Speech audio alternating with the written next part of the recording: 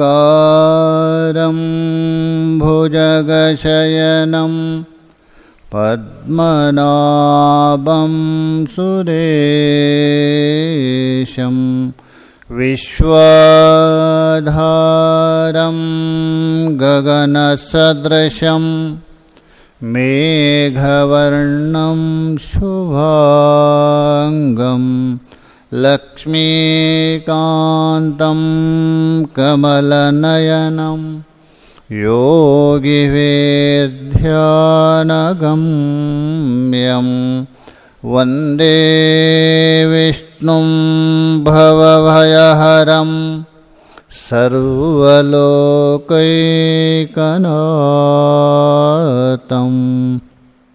यं ब्रह्मा वरुणेन्द्ररुद्रमरुतः स्तुन्वन्ति दिव्यैस्तवे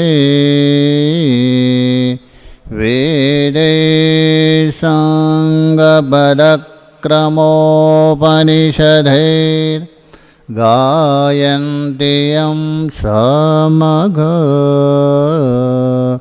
ध्यानावस्थिततद्गतेन मनसा पश्यन्ति यं योगिनो यस्यान्तं न विदुषुरासुरगणा देवाय तस्मै नमः देवाय तस्मै नमः। ॐ शान्ति शान्ति शान्तिः।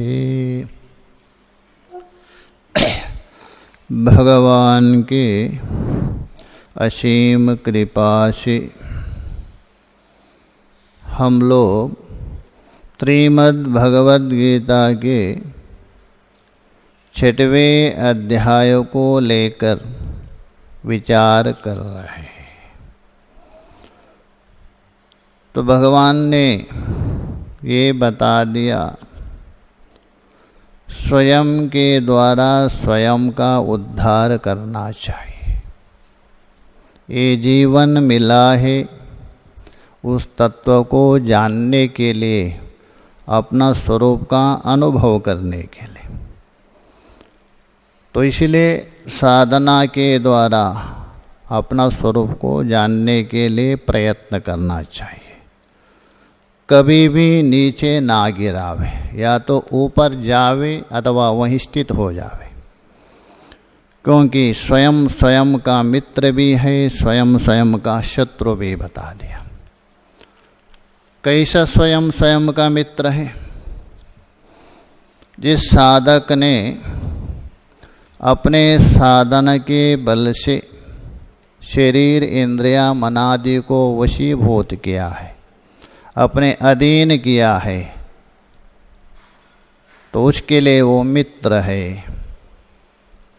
और इंद्रिया मनादि को जिसने जीता नहीं, वो उनके लिए शत्रु के समान है, अर्थात वो अनात्मा संसार के ओर ले जाते हैं। उसके बाद शरीर मन इंद्रियों को जीतने वाला होता है, वो परमात्मा में ही समाहित होता है, अपने स्वरूप में ही स्थित होता है, अनात्मा में स्थित नहीं रहता है। यहाँ तक हम लोगों ने विचार किया था। आगे बता रहे, आगे के श्लोक में चित्त का समाधान की विशिष्ट फल, जो चित्त है उसका समाधान का विशिष्ट फल है, ये अभिष्ट है। तो वो कैसा व्यक्ति समाहित कर जाता है? सभी करते हैं अथवा कुछ विशेष करते हैं। ऐसा जिज्ञासा होने पर यहाँ जो योगारूढ़ है, उस परमात्मा को जिसने प्राप्त किया, ऐसा पुरुष का लक्षण और महत्व बताने जा रहे। आगे के श्लोक में देखिए, 8वां श्लोक। ज्ञान विज्ञान तृप्तात्मा कूटस्थो विजितेन्द्रियः युक्त इत्युच्यते योगी समलोष्टाश्मकाञ्चनः।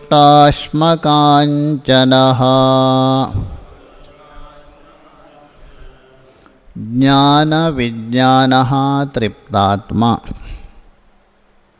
ज्ञान का तात्पर्य है परोक्ष ज्ञान। भाष्यकार और भी स्पष्ट करेंगे, अर्थात जो शास्त्रीय ज्ञान है, पद पदार्थों का जो ज्ञान होता है ठीक ठीक से, उसी का नाम है ज्ञान। और उसी ज्ञान को अपने अनुभव में लाते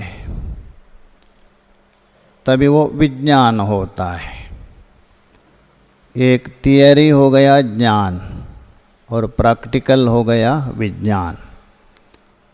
देखिए, इसी को लेकर महापुरुषों का 2 विशेषण होता है, सुना होगा, श्रोत्रिय ब्रह्मनिष्ठ। श्रोत्रिय शब्द के द्वारा यहाँ ज्ञान संकेत कर रहे हैं। श्रोत्रम छंदो अधीते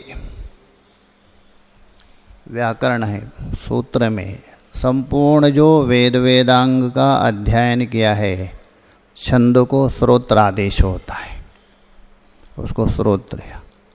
प्रशंसा पर को अलग बात है, आजकल तो प्रशंसा भी हो तो अलग बात है, नहीं तो श्रोत्रिय का अर्थ है सारे शास्त्र का अध्ययन किया जिसने, उसको श्रोत्रिय कहते। और दूसरा एक विशेषण क्या है, ब्रह्मनिष्ठ। ब्रह्मनिष्ठ मतलब अपरोक्ष ज्ञान। देखिए वहाँ ब्रह्मनिष्ठ है, ब्रह्मलीन नहीं बोलते अर्थ तो वही है। एक बार ऋषिकेश में कैलाश में कार्यक्रम हो रहा था, दिल्ली से कोई एक भगत आया था, तो उनको बोलने के लिए थोड़ा समय दिया। तो उस समय पहले वाले मंडलेश्वर जी थे 10वें, तो उन्होंने कहा श्रोत्रिय ब्रह्मलीन महाराज जी विराजमान ब्रह्मनिष्ठ के जाकर में ब्रह्मलीन, उनका भाव अलग नहीं था, सदा ब्रह्म में लीन रहने वाले, किंतु ब्रह्मलीन का अर्थ ये है कैवल्य मुक्ति।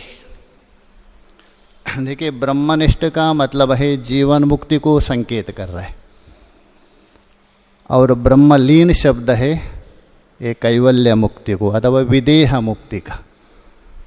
उनका भाव अलग नहीं था, सदा ब्रह्म में लीन रहते, किंतु सामान्यतः क्या है, ब्रह्मलीन मतलब चल पड़े। तो इसलिए ज्ञान विज्ञान, हाँ, श्रोत्रिय मतलब परोक्ष ज्ञान, विज्ञान का मतलब अपरोक्ष ज्ञान ब्रह्मनिष्ठ। उससे तृप्तात्मा, तृप्त हो गया आत्मा, अंतःकरण जिसका, आत्मा शब्द से लेना अंतःकरण लेना, आत्मा सदा तृप्ति है, वो कभी अतृप्त हो ही नहीं सकता। इसीलिए यहाँ आत्मा शब्द का अर्थ है मिथ्यात्मा लेना क्योंकि जिसका अंतःकरण तृप्त हो जाएगा कभी, जिसको जानने के बाद और कोई जानने में शेष नहीं। इसलिए कहा दिया है यल्लाभा ना परो लाभा, यस्सुकान ना परम सुखम, यज्ञानाद ना परम ज्ञानम, यज्ञात्वा ना परम ज्ञेयम। जिसके लाभ होने के बाद, प्राप्त करने के बाद और कोई प्राप्तव्य वस्तु नहीं,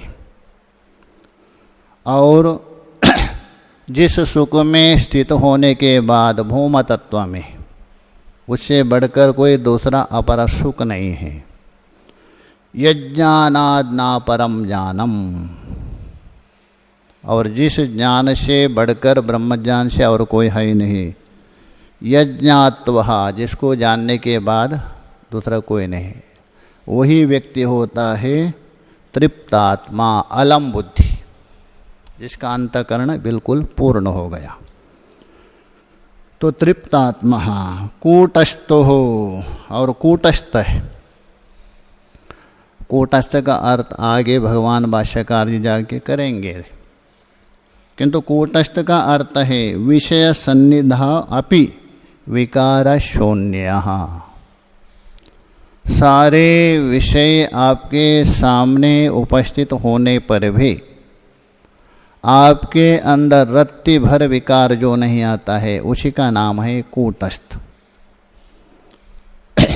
विजितेन्द्रियः, विजितः विशेष रूप से इंद्रियों के ऊपर अधिकार जमा दिया, इंद्रियों के ऊपर शासन करता है, उसको विजितेन्द्रिय अर्थात जितेंद्रिय। युक्तः आगे समलोष्टाश्म कांचनः योगी, और समत्व बुद्धि हो गए किस किस में? आश्म लोष्ट कांचन। आश्म अर्थात पत्थर है, लोष्ट बोल तो मिट्टी का ढेला, आश्म का मतलब है पत्थर है, और कांचना मतलब स्वर्ण। चाहे तो मिट्टी का ढेला हो, पत्थर हो, सोना हो, इनमें समत्व बुद्धि हो गई। जैसे महाराष्ट्र में एक भक्त होता था राक्का और बाक्का, दो पति पत्नी थी, राक्का और बाक्का। तो दो जंगल में जाके लकड़ी काट करके अपना जीवन यापन करते थे। बाकी जो भी समय भगवान का चिंतन में लग जाते, चिंतन में हर समय, उसे अतिरिक्त नहीं। एक दिन भगवान ने परीक्षा करने के लिए तो जा रहे थे, सामने एक बहुत बड़ा सोने का जो टुकड़ा रख दिया। पति आगे थे, पीछे पत्नी थी। तो पति ने सोचा ये स्त्रियों का स्वभाव है, सोना चांदी यदि देखने पर मन में आसक्ति होती है, यदि आसक्ति हो गई साधना में बाधक आ जाएगा, विघ्न पड़ेगा। तो उन्होंने क्या किया, फटाफट उसके ऊपर मिट्टी डाल दिया। पीछे से पत्नी बोल रही, अरे मिट्टी के ऊपर मिट्टी क्यों डालते हो? तभी पत्नी ने उनको हाथ जोड़ दिया, पति ने, मेरे दृष्टि से सोना और मिट्टी का भेद है और तेरे दृष्टि में कोई भेद ही नहीं। समलोष्टाश्म कांचना, बिल्कुल में समान बुद्धि। ऐसा जो योगी, ऐसा जो योगी, ये विशेषण है। ज्ञान विज्ञान तृप्तात्मा कूटस्थः विजितेन्द्रियः समलोष्टाश्म कांचनः योगी। यहाँ योगी शब्द का अर्थ है परमहंस परिव्राजक सन्यासी, वही हो सकता है। युक्तः युक्तुच्यते, युक्त का मतलब है योगारूढ़ उच्यते, उसी को ही योगारूढ़ कहा जाता है, अन्य नहीं। भाष्य में देखिए,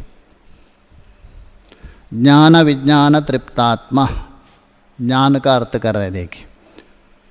ज्ञानम शास्त्र उक्तः पदार्थानां परिज्ञानम, ये ज्ञान की परिभाषा है।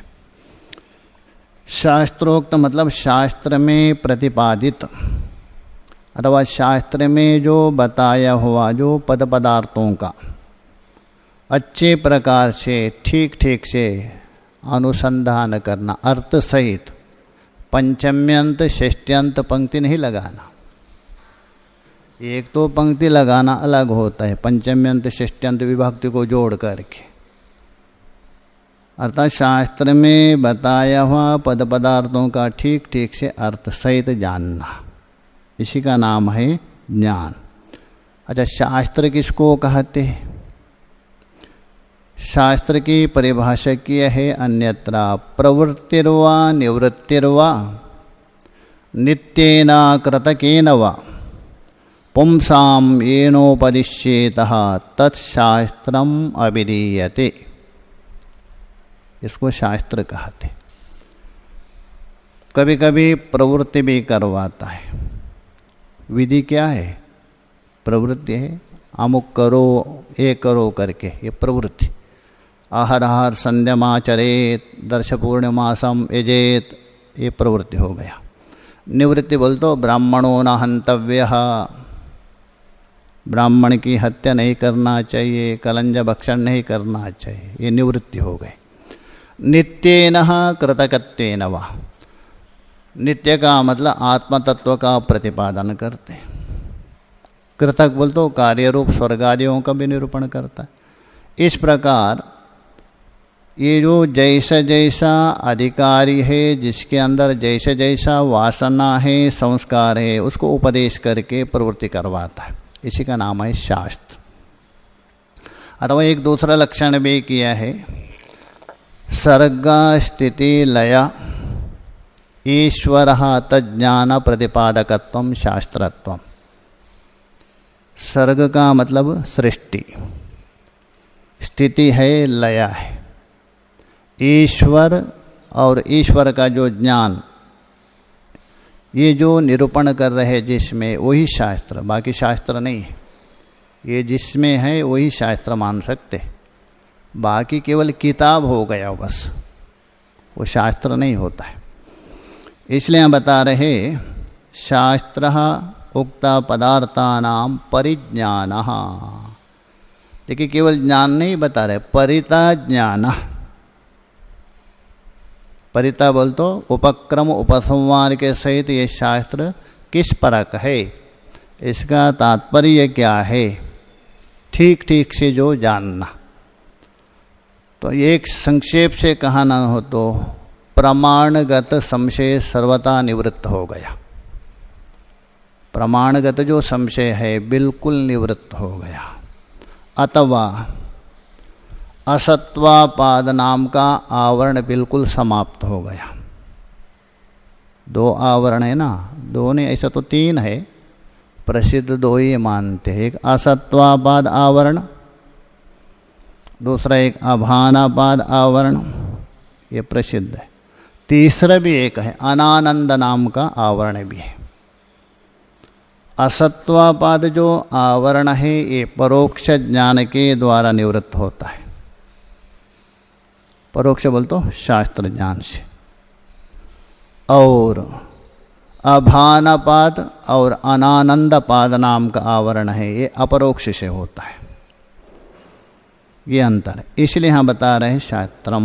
विज्ञानम का अर्थ कर रहे, देखिए विज्ञानम तो तू शब्द के द्वारा ये ज्ञान को अलग कर रहे हैं। शास्त्र तो हो ज्ञातानाम ततः एवं स्वानुभवकरणम, ये है विज्ञान। शास्त्र के द्वारा अच्छे प्रकार से ठीक ठीक से पद पदार्थों को आप समझ गए, तो उसके बाद अपने ही मन में अंतःकरण में उसको प्रत्यक्ष करना, अनुभव करना। अभी तक अनुभव नहीं था, शाब्दिक ज्ञान था। तो ठीक ठीक से अपने मन से उसको अनुभव करना है, उसी का नाम है विज्ञानम। आजकल जो विज्ञान बोलते हैं ना, साइंस को विज्ञान बोलते हैं ना, ये ठीक अनुवाद नहीं है। साइंस को जो विज्ञान कहना ठीक नहीं। विज्ञान का बोल तो स्वात्मानुभव है। ताभ्याम, ताभ्याम बोल तो ये दोनों से, कौन है, ज्ञान विज्ञानाभ्याम। तृप्तः, तृप्त का अर्थ कर रहे, देखिए संज्ञातः अलम प्रत्यय आत्मा अंतकरणम यस्य स ज्ञान विज्ञान तृप्तात्मा। तृप्त का अर्थ कर रहे हैं संज्ञाता। क्या संज्ञाता? अलम प्रत्यय, अलम अलम, अलम का मतलब है पर्याप्त बुद्धि। मैंने सब कुछ जान लिया, अभी जानने के लिए कोई अवशेष है ही नहीं इससे आगे। इस प्रकार अपने अंदर एक वृत्ति बन गई, दृढ़ विश्वास, इससे आगे कुछ है ही नहीं करके। संशयात्मक नहीं, निश्चयात्मक। ऐसा होने के बाद जो अलम बुद्धि हो गई, पर्याप्त बुद्धि, तो इसलिए बोल रहे अलम प्रत्यय, आत्मा बोल तो अंतःकरणम यस्य, अर्थात जो साधक है उसके अंतःकरण में ऐसी एक वृत्ति उत्पन्न हो गई, मैंने सब कुछ जान लिया और कुछ जानने के लिए अवशेष नहीं, क्योंकि मेरे अंदर अभी कोई भी कामना वासना संस्कार है ही नहीं और कुछ इच्छा भी नहीं है और कुछ जानने की कोई इच्छा भी नहीं, मतलब एक प्रकार से उदासीन हो गया, उदास नहीं, तो उसको बोलते हैं अलम प्रत्यय। ऐसा जो अंतःकरण है जिसका स ज्ञान विज्ञान तृप्तात्मा, संक्षेप से कहने का मतलब है परोक्ष ज्ञान हो अपरोक्ष ज्ञान हो, उसको पूर्णता या संपादन करने के बाद अलम बुद्धि बोल तो पर्याप्त बुद्धि हो गई जिसकी, उसको बोलते हैं ज्ञान विज्ञान तृप्तात्मा। कूटस्थः, कूटस्थ का अर्थ कर रहे अप्रकंप्यो भवति, कंप्य बोल तो चलनात्मक, अथवा उसके अंदर अनेक प्रकार की वृत्ति, और अक्रमप्य बोल तो अविचलन, उसके अंदर कोई भी वृत्ति नहीं बनती क्योंकि अपना स्वरूप में स्थित हो गया। अप्रकंप्य बोल तो अविचलित हो जाता है। अच्छा, अविचलित होने से कोई कार्य ही नहीं करता है क्या? वो बैठे रहता है क्या? ऐसा नहीं, बाहर शरीर में आपको दिख रहे कुछ कार्य हो रहे करके, किंतु अपना स्वरूप में वो स्थित है, उसमें कोई क्रिया नहीं। इत्यर्थ विजितेंद्रियाच, विजितेंद्रिय मतलब जितेंद्रिय, विजितेंद्रिय का अर्थ जितेंद्रिय हो गया हो। यह ईदृशो, जो इस प्रकार का योगी है, युक्तः समाहिता सा उच्यते, वही समाहित है, वही योगारूढ़ कहा जाता है। युक्त का मतलब समाहित अर्थात योगारूढ़। ये जो ऊपर बता दिया कौन, ज्ञान विज्ञान तृप्तात्मा एक, कूटस्थ विजितेंद्रिय तीन, समलोष्टाश्म कांचन, ये चार है। इस प्रकार वाला जो योगी है वही युक्त योगी अर्थात योगारूढ़ है, ऐसा कहा जाता है। उच्यते कथ्यते सयोगी, और ऐसा जो योगी है कौन, युक्तः मतलब योगारूढ़, समलोष्ट आश्म कांचनु, लोष्टा आश्म कांचनानि समानी यस्य स, इनमें बिल्कुल समत्व बुद्धि है, एक बुद्धि है, तो समलोष्ट आश्म कांचना, चाहे तो मिट्टी का ढेला हो अथवा पत्थर हो अथवा सोना हो, इनमें बिल्कुल एक समान बुद्धि। पीछे भी बताया था, समान का मतलब है ब्रह्म बुद्धि। अच्छा, इनमें कैसे ब्रह्म बुद्धि होगी? क्योंकि प्रत्येक वस्तु में पांच चीज रहती है, नाम और रूप मिथ्या है, आरोपित है। अस्ति भाति प्रिय रूपेण सर्वत्र ब्रह्म ही विद्यमान, वो अपरिवर्तन है, अथवा ये ब्रह्म में ही सारा कल्पित है। इस प्रकार एक बुद्धि, अधिष्ठानात्मक बुद्धि। इसलिए शास्त्र में बता दिया, दृष्टिम ज्ञानमयम कृत्वा पश्येद ब्रह्ममयम जगत। जगत को आप देख सकते हैं, कोई मना नहीं। आपकी दृष्टि कैसी है? दो दृष्टि होती है, एक अज्ञान से आच्छादित युक्त दृष्टि, अविद्या दृष्टि कहते, और एक ज्ञान दृष्टि, साधना के द्वारा प्राप्त, चाहे तो ऋतंबर प्रज्ञा का, उस दृष्टि से।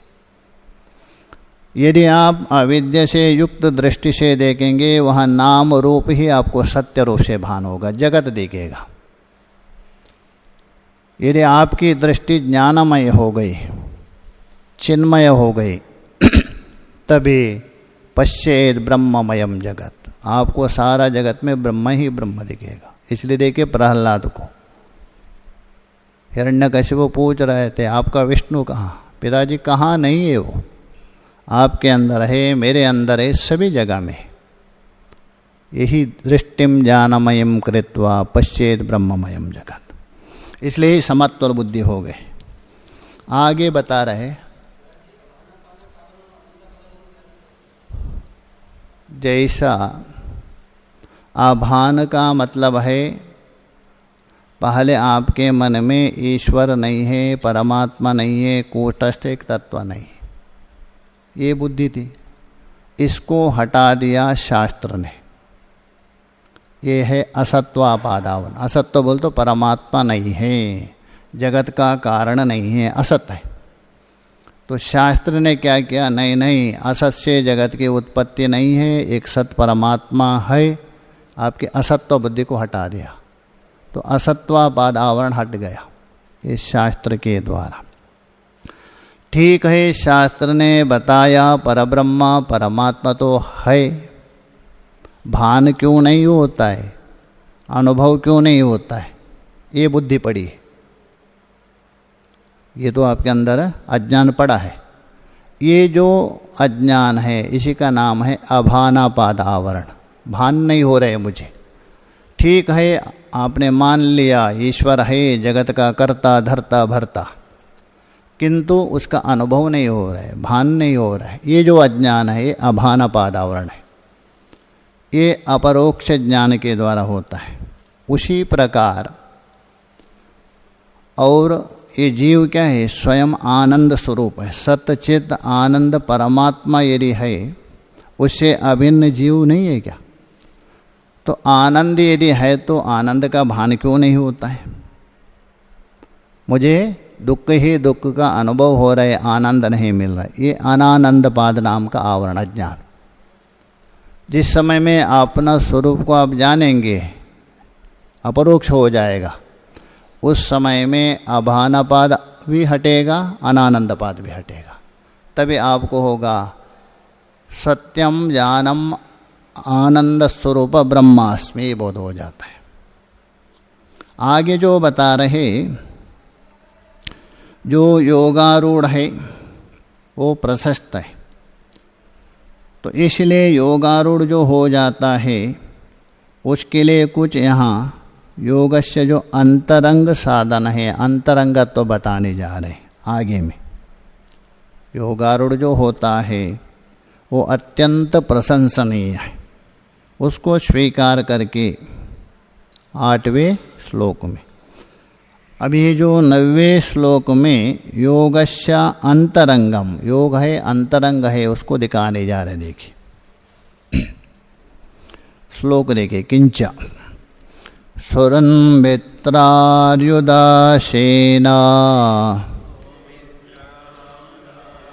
मध्यस्थाद्वेष्य बन्धुषो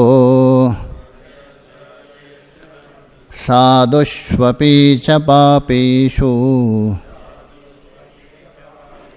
समबुद्धिर्विशिष्यते।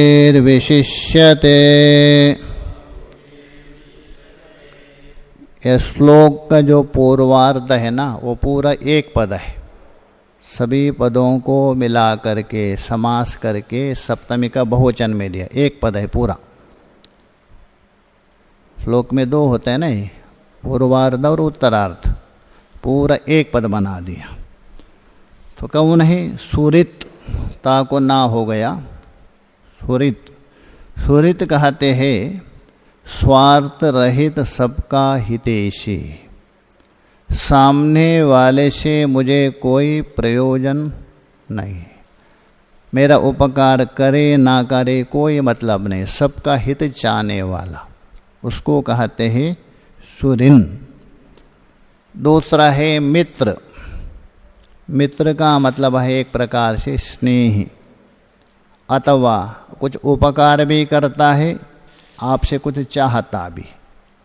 देखिए सुरत कुछ नहीं चाहता है, केवल उसको उपकार ही करना है, मित्र। तो तो सुरिन मित्र अरि यण हो गया, अरि मतलब शत्रु। चौथा है उदासीन। उदासीन का मतलब दोनों पक्षों में बराबर, शत्रु मित्र में बिल्कुल तटस्थ, उदासीन होना। हाँ क्या? सुरिन है, मित्र है, अरि है, उदासीन है, संधि हो गई। पहले सुरित है, तकार को नकार हो गए इरोनाशिक से, सुरित। भाष्यकार स्पष्ट अर्थ करेंगे, सुरित का मतलब हितैषी, बिना प्रयोजन से दूसरे का हित ही करना स्वभाव जिसका है उसको सुरत हितैषी कहते। हितैषी दो ही हो सकता है, तीसरा कोई नहीं सकता। एक परब्रह्म परमात्मा, दूसरा एक सद्गुरु, बाकी कोई भी हितैषी नहीं होगा। माता पिता भी हितैषी होने पर कुछ ना कुछ अपेक्षा रखते, ये दो अपेक्षा नहीं रह, सद्गुरु और परमात्मा। और दूसरा है मित्र, मित्र बोल तो स्नेही। तीसरा है अरि, एण हो गया, अरि मतलब शत्रु। और उदासीन, उदासीन का मतलब है दोनों पक्ष में कुछ है ही नहीं, किसी का पक्ष नहीं लेते, तटस्थ। वादी प्रतिवादी दोनों में तटस्थ है, उसको उदासीन कहते। मध्यस्थ, मध्यस्थ बोल तो दोनों का हित चाहने वाला, जजमेंट करते हैं ना मध्यस्थ, दोनों का हित हो, तो झगड़ा करके आते हैं उसको निर्णय करने वाला। उनमें द्वेष मतलब द्वेष करने वाला। बंधुषो, सगे संबंधी में, सब में एक पद है। साधुषु अपि, और साधु में भी, साधु का मतलब है धर्म मार्ग में चलने वाला, शास्त्र के अनुकूल चल रहा है वो साधु में। च पापेशु, शास्त्र विरुद्ध चलने वाला, उनमें भी। समबुद्धिर विशिष्यते, सभी में एक बुद्धि हुई। कहाँ से? मित्र से लेकर जो पापी है वहाँ तक सब में समान बुद्धि होती। विशिष्यते है, वो अत्यंत श्रेष्ठ माना जाता है, उनमें कोई भेद नहीं। इसलिए वहाँ भर्तृहरि ने भेद क्या है, यहाँ तो तीन दिखाया, सुरित मित्र अरि। तो सुरत का मतलब है मनुष्य होते भी देवता है, मनुष्य में देवता है। मित्र मतलब मनुष्य में मनुष्य है। अरि मतलब मनुष्य में राक्षस है। चौथा एक माना है भर्तृहरि में, एक सत्पुरुषा परार्थ घटका स्वार्थान परित्यज्य, ये है सुरत हो गया। सामान्यस्तु परार्थ मुद्यम भ्रता स्वार्था विरोधेन, ये मित्र हो गया। ये सामान्य है, अर्थात अपना स्वार्थ रखते हुए दूसरे का कल्याण करने वाला मित्र कोटि में माना जाता है। और तेमी मानव राक्षसा परहितम स्वार्थाय निघ्नन्ति, अपने हित के लिए दूसरे को अनर्थ करने वाला वो शत्रु है। ये मनुष्य में राक्षस है। देखिए पहले वाला मनुष्य में देवता, और अपना स्वार्थ रखते हुए दूसरे का हित करता है मनुष्य में बोलो थोड़ी मनुष्यत्व है उसके अंदर। तीसरा है अपने स्वार्थ के लिए दूसरे का अहित करता है, ये मनुष्य में राक्षस है। एक चौथा एक व्यक्ति है, ये तो घ्नन्ति निरर्थका परहितम तेके न जानी महे, अपना भले कुछ भी सिद्ध ना हो आपका अनिष्ट करना है। भर्तृहरि बोलते उसको क्या नामकरण करें मुझे भी पता नहीं। तीनों का तो मैंने नामकरण किया। एक तो मनुष्य में देवता हो गया, एक मनुष्य में मनुष्य, तीसरा मनुष्य में राक्षस, चौथे का नामकरण मैं भी नहीं कह सकता है। मतलब अपना सिद्ध हो या ना हो किंतु आपका अनिष्ट करना। इसलिए यहाँ भगवान ने तीन दिखाया, सुरित मित्र और एक चौथा भी लीजिए। सुरत का मतलब मनुष्य में देवता, और मित्र बोल तो मनुष्य में मनुष्य, आर्य बोल तो मनुष्य में राक्षस, चौथा है मनुष्य में क्या है पता नहीं। इन सभी में समबुद्धिर विशिष्यते। भाष्य में देखिए, स्पष्टार्थ करेंगे। सुहृद इत्यादि श्लोकार्धम एकम पदम, इस श्लोक का जो पूर्वार्ध है ना, वो पूरा एक पद है। बंधुषु सप्तमी का बहुवचन है, एक पद है पूरा, समास किया। सुहृद इति, एक एक की व्याख्या कर रहे देखिए। सुहृद इति प्रत्युपकारम अनपेक्षः उपकर्तः, प्रत्युपकार ना चाहते हुए, उपकार की अपेक्षा ना करते हुए केवल उपकार करता है, उसको बोलते सुहृद। हितैषी, मित्र का अर्थ करे स्नेहवान, प्रेमी। अरि का मतलब शत्रु। उदासीनः न कस्यचित् पक्षम भजते, किसी के पक्षपात नहीं है, बस बिल्कुल तटस्थ, दोनों पक्ष नहीं लेता किसी के पक्ष में। मध्यस्थो यो विरुद्धयो उभयो हितैषी, जैसा जो परस्पर विरोध करने वाले हैं उन दोनों का हितैषी, दोनों को भी न्याय मिले। जैसे दो झगड़ा कर रहे हैं ना, बीच में मध्यस्थ होकर दोनों को न्याय मिले, ये मध्यस्थ कहते। यो विरुद्ध उभयो हितैषी। द्वेष्य बोल तो आत्मना प्रिय, अपना अप्रिय है, अर्थात विरोध करने वाला, शत्रु, एक प्रकार से द्वेष्य। आत्मना प्रिय। बंधु बोल तो संबंधी ही, द्वेष बोल तो अपना अप्रिय है, और बंधु का मतलब अपने सगे संबंधी, सगोत्र। साधुषु, साधु का अर्थ कर रहे यहाँ, महात्मा अर्थ नहीं लेना। शास्त्र अनुवर्तीषु, शास्त्र के अनुसार अपना जीवन यापन कर रहा है, शास्त्र विरुद्ध नहीं है वो साधु। उनमें भी पापेषु अपि च पापेषु प्रतिषिद्धः कार्येषु सर्वेषु एतेषु, शास्त्र के द्वारा जो निषिद्ध कर्म है उसमें लगा हुआ है, ऐसा पापी व्यक्ति में, इन सभी में समबुद्धि। समबुद्धि बोल तो कह किम कर्मः इति अव्याप्रता बुद्धि, अर्थात कौन क्या कर रहा है ऐसा विचार उसके अंदर है ही नहीं। ये ऐसा क्यों कर रहे हैं, ये क्यों कर रहे हैं, ऐसा क्यों नहीं करना चाहिए, टीका टिप्पणी है ही नहीं उसके अंदर।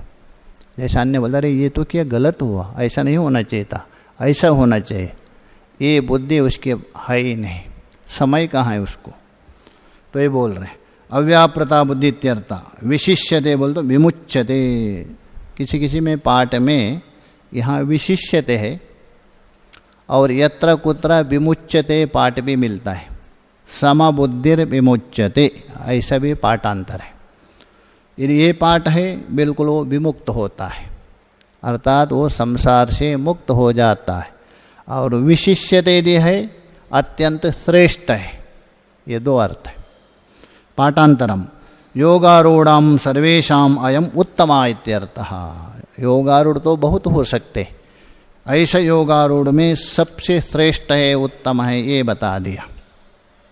आगे बता रहे देखिए, अतएव उत्तम फल प्राप्तये, इसलिए जो उत्तम फल है, श्रेष्ठ फल है, उत्कृष्ट फल है, उसके प्राप्ति के लिए क्या करना चाहिए साधक को, यहाँ कुछ साधना बता रहे। देखिए आगे के श्लोक में देखिए, योगी युञ्जेत सतत मात्मानं रहसि स्थितः एकाकीयत चित्तात्मा निराशीर परिग्रह। देखिए इसका विचार कल करेंगे, क्योंकि समय में समय होना उचित है ना, समय में जो होना वो भी एक साधना है, इसलिए इसको यही रहेंगे।